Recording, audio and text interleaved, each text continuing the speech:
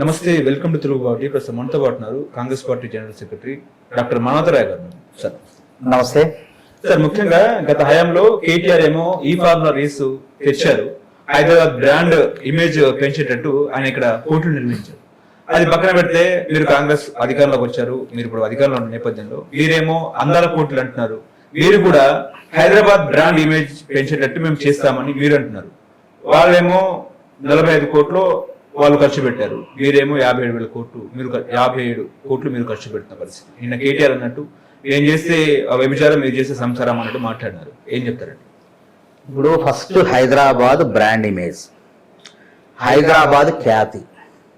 హైదరాబాద్ ఖ్యాతి అనేది ఒకరితో రాదు. హైదరాబాద్ ఖ్యాతి అనేది ఒక సుమారు ఆయన కులీ కుతుబ్ షా, ఆయన స్థాపకుడు, భాగ్యనగరం హైదరాబాద్.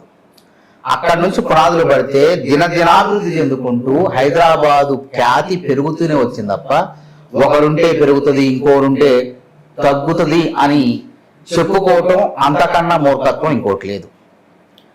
కాబట్టి ఇక్కడ ఏంటంటే హైదరాబాద్ ఖ్యాతి ఏంది, ఇక్కడ సమశీతోష్ణ పరిస్థితులు. ఢిల్లీ కన్నా వాతావరణం బాగుంటుంది, శీతాకాలంలో బతకొచ్చు, చలి అంత తీవ్రంగా ఉండదు. కానీ ఉత్తరాదిలో ఢిల్లీ ఆ ప్రాంతాల్లో బతకలేము, పొగ మనసు, ప్రమాదాలు, శ్వాసకోశ వ్యాధులు. అతి సురక్షితమైన నగరం హైదరాబాద్. భూకంపాలు కానివ్వండి, ఢిల్లీలో భూకంపాలు వస్తాయి, రేపొద్దున భారతదేశానికి రాజధాని కావచ్చు. కాబట్టి హైదరాబాదు ఖ్యాతి అనేది, ఆ పునాదులు అనేది అప్పుడే పడ్డాయి, 400 సంవత్సరాల క్రితమే పడ్డాయి. కులీ కుతుబ్ షా ఆయన ఎవరైతే ఉన్నాడు కదా హైదరాబాద్ నగర నిర్మాత. కాబట్టి ఇది ఒకటి చెప్పుకుంటే మంచిది కాదు. కాబట్టి ఇప్పుడు ఫార్ములా 1 రేసు, అందాల పోటీలు పోల్చుకుందాం. ఫార్ములా 1 రేసు ఎవరికి లాభమైంది? అక్కడ ఖైరతాబాద్ సెక్రటరేట్ వెనకాల ఆ పార్కులో మీరు నిర్వహించారు, ప్రభుత్వ ధనం మొత్తం తగలబోశారు. ఆ చుట్టుపక్కల ఖైరతాబాద్ స్లమ్స్ ఉన్నాయి, మురికివాడలు ఉన్నాయి. వాళ్ళకి ఏమన్నా ఉపయోగపడింది? 55 కోట్లు అప్పనంగా అక్రమంగా ఎన్నికల సంఘం విధుల్లో ఉన్నప్పుడు మీకు అధికారాలు ఎక్కడేస్తారు? అధికారాలు లేకుండా విచ్చలవిడిగా మళ్ళీ మేము అధికారంలోకి వస్తామనే అహంకారంతో ప్రజాధనాన్ని ఏ విధంగా ఫార్ములా 1 రేస్ సంస్థ కాకుండా జేబు సంస్థకు, మళ్ళా తోక సంస్థ, అసలు సంస్థ కాదు, తోక సంస్థకు తరలించారు. ఏ విధంగా తరలించారు? చట్టబద్ధంగా తరలించారా? ఏమైనా ఎన్నికల సంఘం అనుమతి ఉందే, లేదా క్యాబినెట్ ఆమోదం ఉందే? ఇట్లాంటి విదేశాలకు ఇట్లా ఈ పెద్ద మొత్తంలో 55 కోట్ల పైసలకు డబ్బు తరలించాలంటే రిజర్వ్ బ్యాంక్ ఆఫ్ ఇండియా నుంచి అనుమతి కావాలి. అనుమతి తీసుకోలేదు. ఎందుకు తీసుకోలేదు అనుమతి? అంటే ఏదో జరుగుతూ అవినీతి ఉందనే కదా. అదే విధంగా ఇట్లాంటి ఒప్పందాలు వేరే దేశాలతో చేసుకునేటప్పుడు భారత రాజ్యాంగంలో ఒక రాష్ట్రపతి పేరు మీద కానీ లేకపోతే గవర్నర్ పేరు మీద జరగాలి. అవన్నీ ఉల్లంఘించి తప్పులన్నీ చేసి హెచ్ఎండిఏ ఖజానా నుంచి, అంటే ఎవరన్నా ఇట్లాంటి సంస్థలు ఏం చేస్తారు, ప్రభుత్వం అయినా కానీ ప్రభుత్వం ఖజానా నుంచి డబ్బులు పెట్టరు, బయట నుంచి ఎవరైతే దాతలు ఉంటారో స్పాన్సర్లు అంటారు కదా, వాళ్ళని సేకరించి అక్కడ ఖర్చు పెట్టాలి. లేదా సంస్థ వాళ్ళు కొంత ఖర్చు పెట్టుకుంటారు. అట్లా జరగలేదు ఇక్కడ. మొత్తం ప్రజాధనం మొత్తం తీసుకుపోయి అక్కడ అమాంతం పౌండ్ల రూపంలో చెల్లించేసరికి ఈ యొక్క 55 కోట్లు, తర్వాత దానికి ట్యాక్సులు, ఇన్కమ్ ట్యాక్సులు అన్ని కలిపితే మొత్తం దాదాపు 70-80 కోట్ల దాకా మన ప్రభుత్వం ఖజానాకు నష్టం రావడం జరిగింది. మరి ఇప్పుడు ఈ అందాల పోటీలు పేదవాడు కడుపు నిండిందా? ఎవరికన్నా ఈ అందాల పోటీలు దేనికి? అసలు ఇది అరుదైన అవకాశం. తెలంగాణ హైదరాబాద్ లో అందాల పోటీలు జరగడం అనేది అరుదైన అవకాశం. దేశంలో 28 రాష్ట్రాలు ఉంటే, కేంద్ర పాలిత ప్రాంతాలు ఉంటే మన హైదరాబాద్కి ఎందుకు వచ్చింది? అందాల పోటీలు నిర్వహిస్తూ రమ్మంటే రాదు వాళ్ళు. మేము నిర్వహిస్తాం రాయండి అని చెప్పి బీహార్ పోతారా? బీహార్లో పోతాయి జరుగుతాయి. ఎట్లాంటి చెప్పండి. హైదరాబాద్ ఎందుకు వచ్చారు? హైదరాబాద్ ఖ్యాతి అనేది ఎప్పటి నుంచో ఉన్నది. ఆ ఖ్యాతి ఇక్కడ వాతావరణ పరిస్థితులు ఉన్నాయి, అంతర్జాతీయ విమానాశ్రయం ఉంది, ఐటీ ఉన్నది, తర్వాత ఎంతో మంది ఇక్కడ ఆ హోటల్స్ ఉన్నాయి. వాళ్ళు వచ్చి ఎంతో దేశ విదేశాల నుంచి, అంటే 140 దేశాల నుంచి అందరి ప్రపంచ సుందరిమణులు పోటీలో పాల్గొనడానికి వాళ్ళు రాబోతున్నారు. అట్లాంటి వాళ్ళందరూ వచ్చి ఉండడానికి అవకాశాలు ఉన్నాయి ఇక్కడ. ఆ దేశాల యొక్క ఆహారం అన్ని దొరుకుతాయి ఇక్కడ.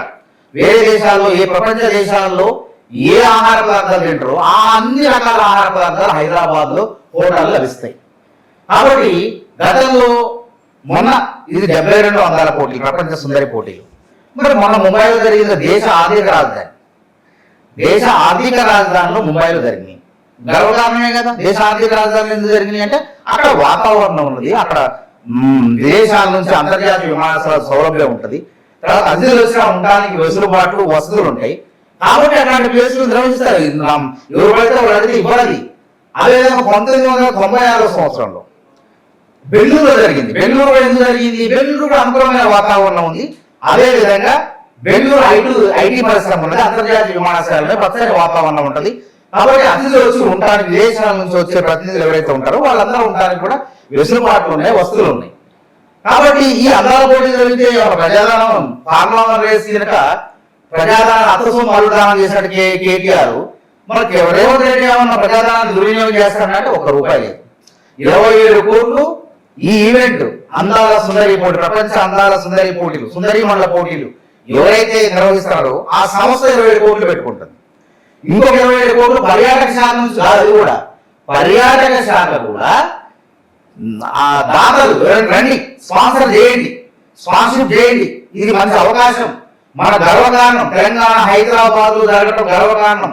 ప్రపంచంలో ఉన్న దేశాల నుంచి 140 దేశాలే కాకుండా అన్ని దేశాల నుంచి సుమారు 300 దేశాల నుంచి ప్రతినిధులంతా వస్తారు, జర్నలిస్టులు వస్తారు, యూట్యూబర్లు వస్తారు, అందరూ వస్తారు. కాబట్టి ఇక్కడ కోట్ల పరిశ్రమ అభివృద్ధి చెందుతుంది. పర్యాటకం టూరిస్టులు వచ్చినప్పుడు ఒక రోజు పోదు కదా, పక్కన వరంగల్ చూద్దాం. మొన్న పోయినసారి అందగత్తే సుందరి, ప్రపంచ సుందరి, ఎవరైనా పేరు ఏదో ఉంది గుర్తులేదు నాకు, ఆమె వచ్చి యాదగిరి గుట్ట సందర్శించిపోయింది. దాని ద్వారా ఏమైంది? తెలంగాణ సంస్కృతి నలుదిక్కుల ప్రపంచ వ్యాప్తంగా వ్యాపిస్తుంది. కేటీఆర్ డబ్బు పెట్టాడు కదా, అత్తసం అడుగుదామని చెప్పడం అర్థమైంది. ప్రజాద హెచ్ఎండిఏ ఖాతా నుంచి 55 కోట్లు అప్పనంగా తరలించడం మూలంగా మళ్ళీ దాని మీద ఐటీ వచ్చి 18 కోట్లు ఫైన్ చేసి ఎట్లా తరలించడం ₹1 కాబట్టి నష్టపోయింది. ప్రజాధనం అనేది దాదాపు 70-80 కోట్లు నష్టపోయింది, ఖజానా ఖాళీ అయింది. కానీ ఇక్కడ ఈ అందాల పోటీ అనేది ఒక అరుదైన అవకాశం అంటున్నాం, గర్వకారణం. ఎందుకు అంటున్నాం? అందాల పోటీ అసలేమో ఏమన్నా కొంతమంది తలకాయ మీద మెడకాయ మీద తలకాయ ఏమో మాట్లాడుతున్నారు. అందాల పోటీలు అంటే అందాంగ ప్రదర్శన కాదు, అది అద్భుతమైనటువంటి మేధస్సును వెలికి తీసి ఆ సుందరీమణులు అందరిగత ఎవరైతే ఉన్నారో వాళ్ళందరినీ కాదు, వాళ్ళలో మేధస్సు, సామాజిక సేవా తత్పరత అన్ని కూడా అంచనా వేసి వాళ్ళు ఎవరైతే సమాజానికి సేవ చేస్తారో, తెలివిగా ఉంటారో, బుద్ధిమంతులు ఉంటారో అట్లాంటి వాళ్ళని ఆ బహుమతులు వరిస్తారు, 10 కోట్లలోకి ఇస్తారు. గతంలో చేసిన వాళ్ళందరూ కూడా మన హైదరాబాద్ అమ్మాయి డయానా హైడెన్కి వచ్చింది, సంతోషపడ్డాం.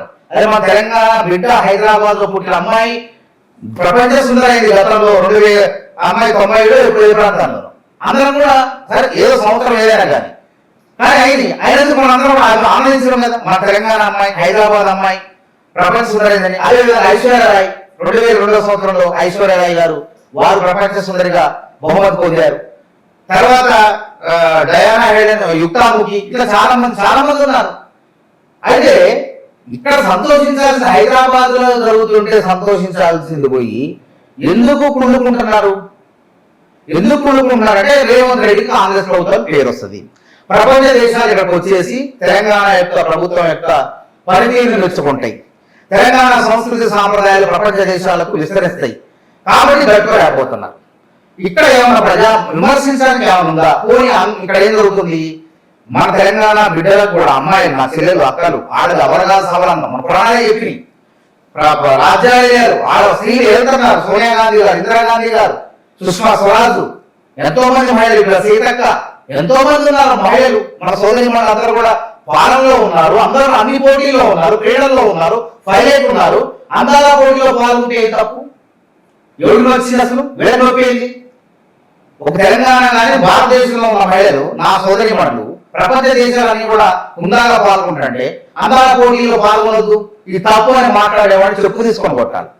ఎందుకంటే అంటే సౌందర్యం అంటే ఏదో మనం వాళ్ళేదో అంగాంగ ప్రదేశం కాదది, నాజూకుతనం, శారీరక దృఢత్వం, శారీరక ఆ విధంగా ఒక అందాల పోటీలో వచ్చిన అమ్మాయిని ఏం చూస్తారు? మన తెలంగాణ అమ్మాయిలు రేపు పొద్దున పాల్గొనరు చూస్తారు. ఇక్కడ దొరుకుతా మనం కూడా ఆ విధంగా తయారు కావాలంటే ఏం చేయాలా? అసలేం కాదది, మనం చూసే చూపులు బట్టి ఉంటుంది. అది నువ్వు మంచిగా చూస్తే మంచిగా ఉంటుంది, చెడుగు చూస్తే చెడే అనిపిస్తుంది. కాబట్టి నాజుగా ఉంటాం, ఆరోగ్యంగా ఉంటాం కాదా? నాజుకుతనంగా ఉంటాం. కాబట్టి ఆ నాజుకుతనం, శారీరక దృఢత్వం, తర్వాత మేధస్సు వస్తుంది, బహుమతిగా రాదు. వాళ్ళ ప్రశ్నలు అడుగుతారు జడ్జీలు అక్కడ కూర్చొని వాళ్ళు తెలివైనటువంటి ప్రశ్నలు తెలివిగా సమాధానం చెప్పాలి. ఆ తెలివిగా సమాధానం చెప్పిన వాళ్ళకి బహుమతి వస్తుంది. అదేవిధంగా ఈ అమ్మాయిలో సామాజిక సేవ తత్పరత ఉన్నదా, సామాజిక స్పృహ ఉన్నదా అని కూడా చూస్తారు, అడుగుతారు ప్రశ్నలు. కాబట్టి ఇన్ని వడపోతల్లో బయటికి వచ్చిన తర్వాత ఈ మేధస్సు, ఈ సామాజిక సేవ, ఈ వడపోతలో కూడా వారు చక్కగా జడ్జీలకు నచ్చితే వాళ్ళకి ఆ బహుమతి 10 కోట్లు ఎంత వస్తుంది. గతంలో చేసిన వాళ్ళందరూ కూడా, వచ్చిన వాళ్ళందరూ కూడా, బహుమతి వచ్చిన వాళ్ళందరూ కూడా, ప్రపంచ సుందరులందరూ కూడా సేవ చేశారు. గతంలో సుందరి 72 ఇప్పుడు 72 జరుగుతున్నాయి, 71 పోటీలు జరిగినప్పుడు ముంబైలో ఆ సుందరి ఆ జమైకాలో సేవ చేస్తుంది. ఆ వచ్చిన డబ్బులతో జమైకాలో అనాగరికులు ఉన్నారు, ఇంకా నాగరిక ప్రపంచంలో రాలేదు వాళ్ళని ఏ విధంగా బయటకు తీసుకురావాలి అని చెప్పి ఆమె ప్రయత్నం చేస్తుంది. సొంత ఖర్చులతో స్వచ్ఛంద సేవ చేస్తుంది. కాబట్టి ఈ ప్రైజ్ వచ్చిన వాళ్ళది, బహుమతి వచ్చిన వాళ్ళంతా కూడా ఇంట్లో పడుకునే విలాసాలుగా ఉండరు, సామాజిక సేవ చేసే పనిలో పడతారు. వాళ్ళు సమాజానికి మేలు జరుగుతుంది. ఈ కోణంలో ఆలోచించకుండా ఏదో సహకారం లేకుండా మాట్లాడితే మనం దాన్ని పట్టించుకోవద్దు. ఇది మనకు అదృష్టం, అవకాశం. కాబట్టి కేటీఆర్ గారు ఫార్ములా చేసి దీనికి ముడిపెట్టద్దు. అందులో ప్రజాధనం లూటీ జరిగింది. ఇందులో ప్రజాధనం ఏం 1 రూపాయి కూడా డబ్బులు పెట్టట్లేదు, ప్రభుత్వం నుంచి ఖర్చు పెట్టట్లేదు. 27 కోట్లు పర్యాటక శాఖ దాతల నుంచి ఎవరైతే స్పాన్సర్స్ ఉంటారో, అది కూడా స్పాన్సరే కదండి, గ్రీన్ కోసం అది వెళ్ళిపోయింది. వాళ్ళు స్పాన్సర్ అయితే వాళ్ళు చేతులైతే వెళ్ళిపోయారు. లాభం వస్తున్నప్పుడు నష్టం వచ్చింది. నష్టం గ్రీన్ కో సంస్థ పారిపోయిన తర్వాత ఏం చేయాలి? ఊరుకోకుండా గ్రీన్ కో సంస్థ స్థానంలో హెచ్ఎండిఏ పట్టుకొచ్చారు. హెచ్ఎండిఏ గవర్నమెంట్ సంస్థ. అసలు హెచ్ఎండిఏకి దీనికి ఏం సంబంధం? అసలు ఫార్ములా చెప్పండి. ఇప్పుడు అందాల పోటీ అంటే పర్యాటక శాఖ. ఇది క్యాబినెట్ ఆమోదం ఉంది, అందరితో చర్చించడం, అన్ని వర్గాలు మంత్రులందరూ కూడా ఆమోదించారు. ఒక చట్ట ప్రకారం, పద్ధతి ప్రకారం ప్రజాధనం దుర్వినియోగం లేదు. 27 కోట్లు కూడా దాతల నుంచి సేకరించి మన సంస్కృతి సాంప్రదాయాన్ని నిర్వహింపజేసే విధంగా వీటిని నిర్వహిస్తాను. దానికి దీనికి ఎంకబెట్టి చవడ దద్దమ్మ లెక్క మాట్లాడితే అది మంచి పద్ధతి కాదని అంటున్నాం మేము. ఓకే.